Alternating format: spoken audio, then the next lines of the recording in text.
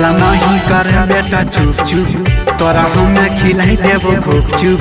हला नहीं कर बेटा चुप चुप, तोरा हमें खिलाई देबो खूब चुप। आज हमने मनबो चाचा खबर बतैबो जाई के, मौसी के ले ले चुम्मा जाके कहबो हम माई के। मौसी के ले ले चुम्मा जाके कहबो हम माई के।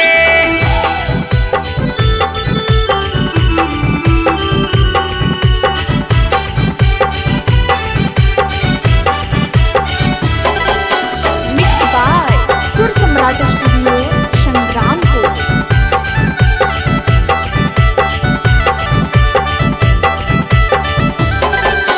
बनह होशियार ज्यादा करह गंदा काम हो। अरे मनी ले हमर पतिया बेटा कर न बदनाम रे। रे बेटा सुनाई, बनह होशियार ज्यादा करह गंदा काम हो। अरे मनी ले हमर पतिया बेटा कर न बदनाम रे। बहुत मजा ले ले हमरा से नुकाई के, मौसी के ले ले चुम्मा जाके कहबो हम माई के। मौसी के ले ले चुम्मा जाके कहबो हम माई के।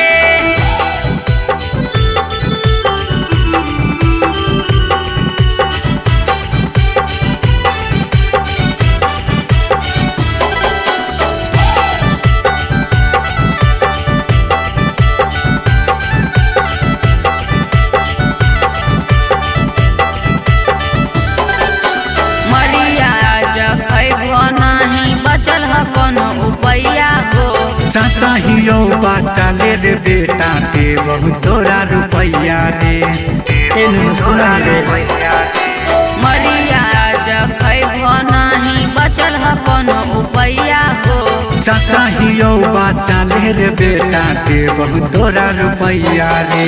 कहो राजू कन्हैया फूलचंद रह जाए वाला जाई के।